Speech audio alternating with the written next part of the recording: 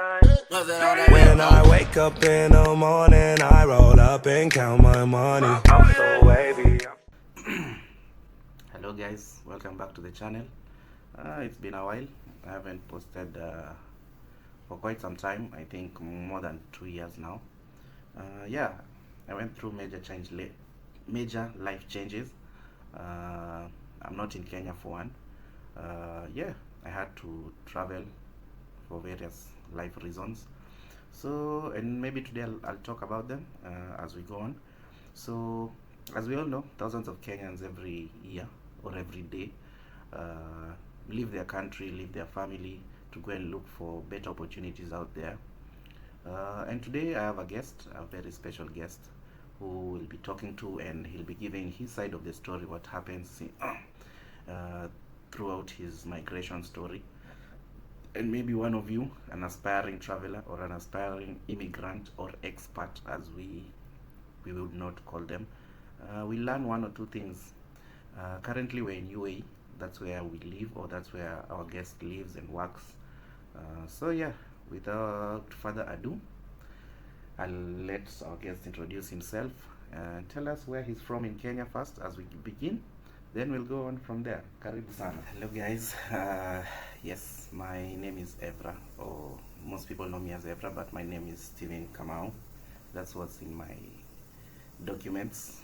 Yes, I'm from Kenya, specifically Nairobi, though I've had a long stint in the coastal areas in my adult life. Yeah, I'm an accountant by profession. What else? Yeah, and I'm happy to be here. Okay, I think we'll go straight to the questions. When did you choose to come to the UAE instead of another country, maybe US or Canada or Australia, where it's more popularized that people usually want or wish to migrate to? I think my main reason of to come to this country is the ease of getting a visa, mainly. Compared to any other country or any country where I can get a job, where I thought at that time I could get job opportunities, UAE was a sure bet, because the visas are not so much, it's not very hard to get a visa for UAE, I'd say, for Kenyans. I don't know about other countries, but for Kenya, coming to UAE is not so hard. Question number 2: what expectations did you have before coming? I know the little I researched before arriving, since I didn't have such a long period between my decision of coming and actually implementing that decision. I did a little research and saw that accountants in UAE actually earn significantly better. So that was, I think, the main thing that actually encouraged me to take the step and come to this country. Question number 3: what did your family think about you migrating to the UAE? I think my family was more so fine with it. I didn't get any friction, though, as my mom was a bit like hesitant because of the few stories they hear about I'd say Africans being mistreated in especially this region. But for my field, I didn't get really much. For professionals, I don't think there was really much to fear. So yeah, there was not so much friction. I think my family were very supportive, both financially and just motivating me and giving me the encouragement I actually needed to take this step. Question: were you scared or excited? What feelings did you have about the whole immigration story? For that, I think the feeling I had was excitement, since I actually hadn't traveled outside the continent. I had done a few trips to our neighboring countries like Tanzania, but I hadn't actually traveled much. So more of it was excitement, maybe fear, or I don't think I was scared at that time, because yeah, I really wanted to change my life or change the lives of the people back home. So that was something that really pushed me to move to this country. So yeah, I wouldn't say I was scared or I had any fears, but maybe a bit of doubt. I'd say doubt is something I think you always have, especially when you're going to the unknown. So a bit of doubt, but mainly excitement. Number 5, what sacrifices did you have to make for you to be able to move from Kenya to the UAE? When it comes to sacrifices, I think the main one is financial. I had to sell most of my things that I'd say household items, like just normal things, furniture, electronics. The main thing that I actually sold was my car. I had a small, nice Vitz, which I really loved, but I had to part ways with it just to be able to finance my trip here. So for sacrificing, I'd say that, and actually maybe family, because now I'm living thousands of miles away from them. So I think family also is something that you actually have to sacrifice, and you really don't understand the amount of I'd say loneliness you actually have when you're very far away from your friends, from your family, from your close ones. So mainly those two things is I'd say I had to learn to live with when I came. Next question: what were your first impressions of the country the moment you landed in the UAE? In terms of first impressions, actually what surprised me, the amount of Africans actually in the UAE is staggering.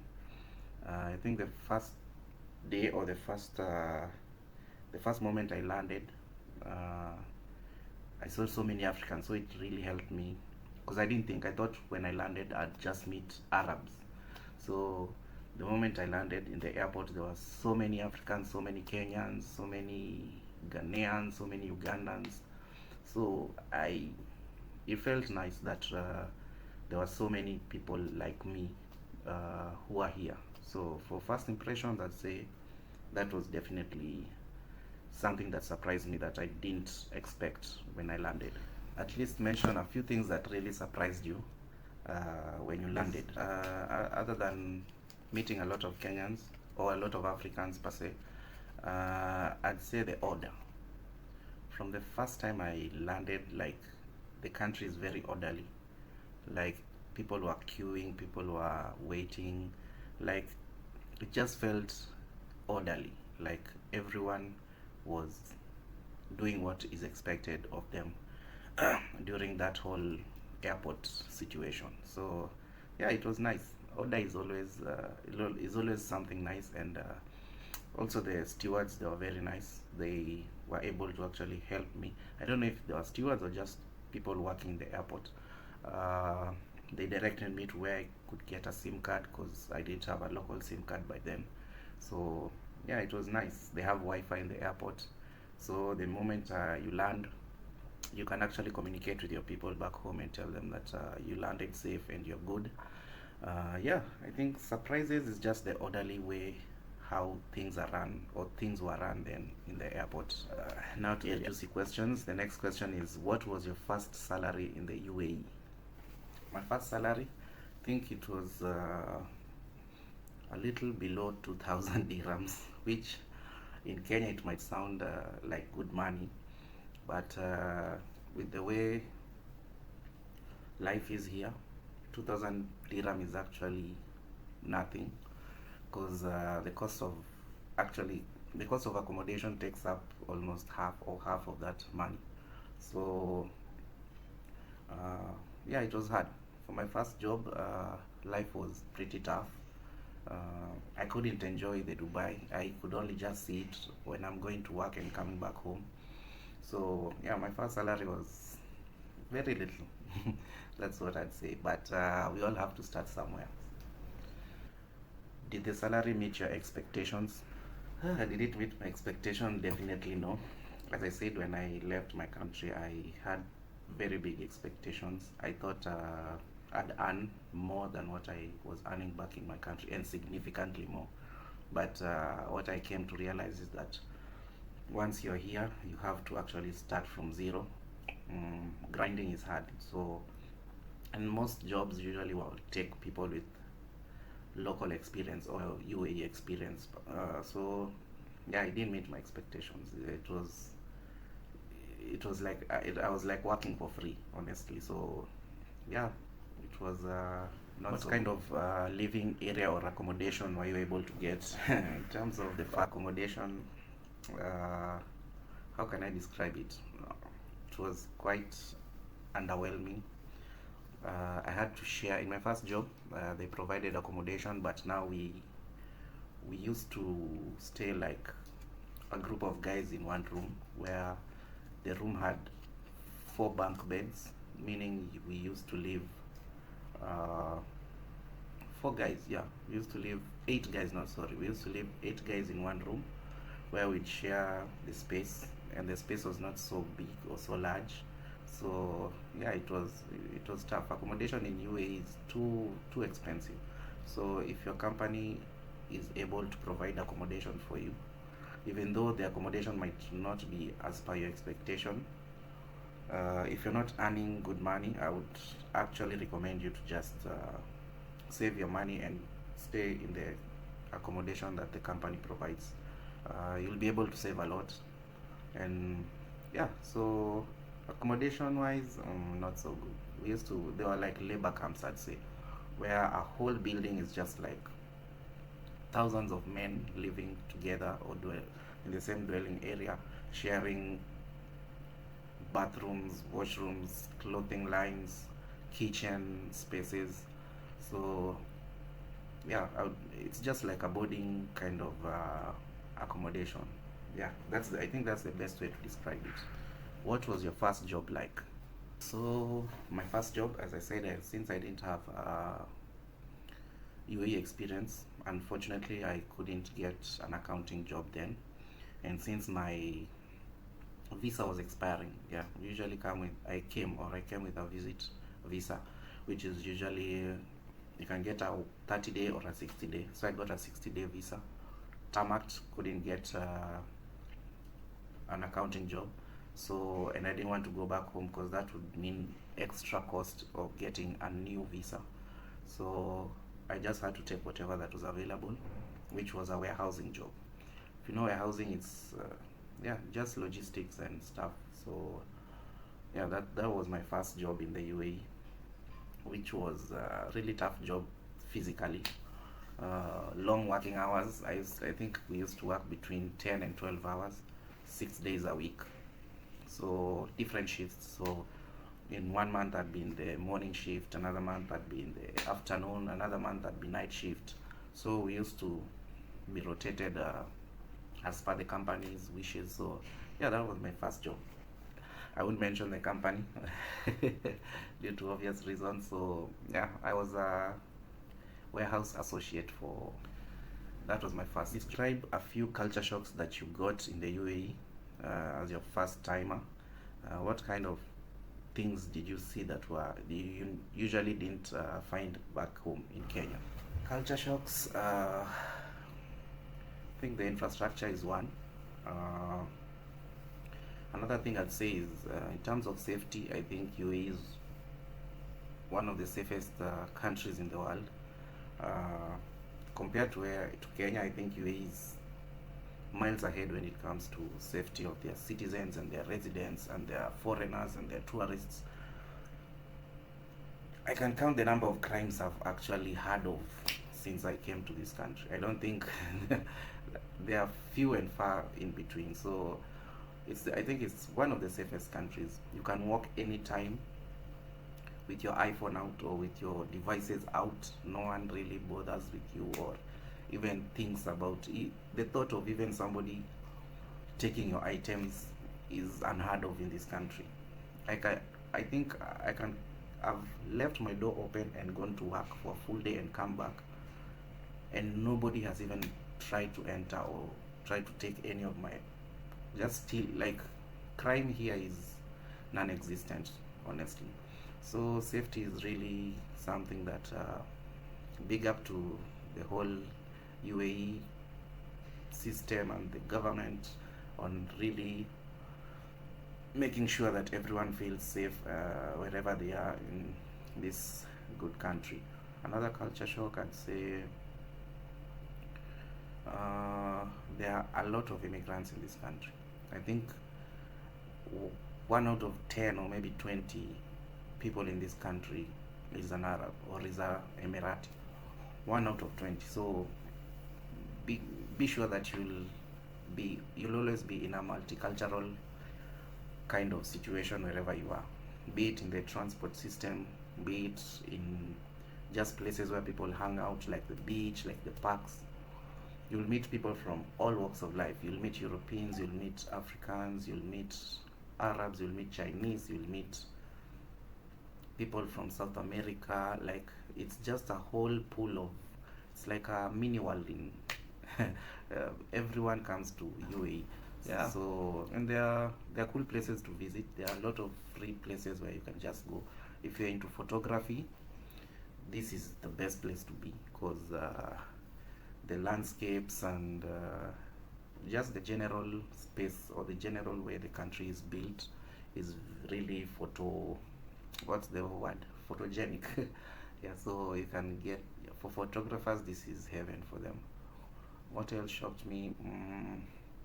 I think those are the main few things that really.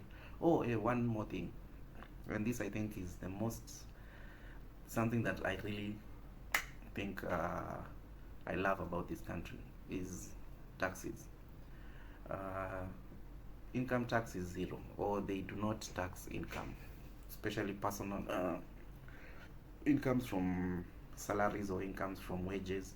So if you're earning 10,000 dirham per month, if that's what your contract says, then every single month you'll receive 10,000 dirhams in your bank account for you to spend as you wish. So I think that was actually one of the other things that really motivated me or pushed me to come to this country, because the tax system here is absolutely amazing. You're able to manage your money well. You have more disposable income when you work here. Yeah, compared to most other countries in the world. So I think those are the few things I'd say that shocked me once I came to this country. Yeah, and the final questions: what financial mistakes have you made, or have you made throughout your UAE journey? Financial mistakes. During my first job, maybe buying unnecessary gadgets that I actually didn't need, uh, going for expensive lunches, taking unnecessary taxis. Yeah, there are small amounts, but once you accumulate them over a month, you actually find that most of your money is actually being wasted on such things, or going on unnecessary outings. So if you're earning 2,000 and lower, you shouldn't have a social life, or your social life should not, your budget should not be in your social life. If you can do social life without actually spending money, maybe just going to the park or going to the beach, try to do free things, so that you're able to actually manage the little amounts you earn. And for my case, since I had to send money back home, it was not a good idea for me to actually indulge in such activities, which I wouldn't say I didn't do, but I did few, and those are actually mistakes. You should do zero things if you're earning 2,000. Honestly, you should just be working and saving a little. If you have to send some money back home, send back home. And also, if you're earning 2,000, if your family is not really struggling back home, I would advise you to actually tell them to withhold from asking you for money. I know it's hard. People think once you come to UAE, money is just everywhere. So try, if you can tell them that you're actually saving for something, it's better they sacrifice for, maybe for the few 1 or 2 years that you're earning that much. Then yeah, once you saved up enough, you can maybe start a project back home, or just do something that can supplement your salary, or even do a course and upgrade yourself, so that you're able to actually get a better paying job. So for the first 2 years, or your first, yeah, I think for the first 2 years in UAE, it's just for you to learn, for you to wet your feet, and just learn how the country works, how the systems work, how you're able to better yourself, because it's more bettering. I think that's the most important thing for your first 2 years, how to better yourself, because that's what will get you a better paying job, or better opportunities in this country. So yeah, that's my 2 cents. yeah, thank you so much for indulging us in those questions. I hope our audience were able to get something or gain something from this short interview, and hope to see you in the next video. Peace.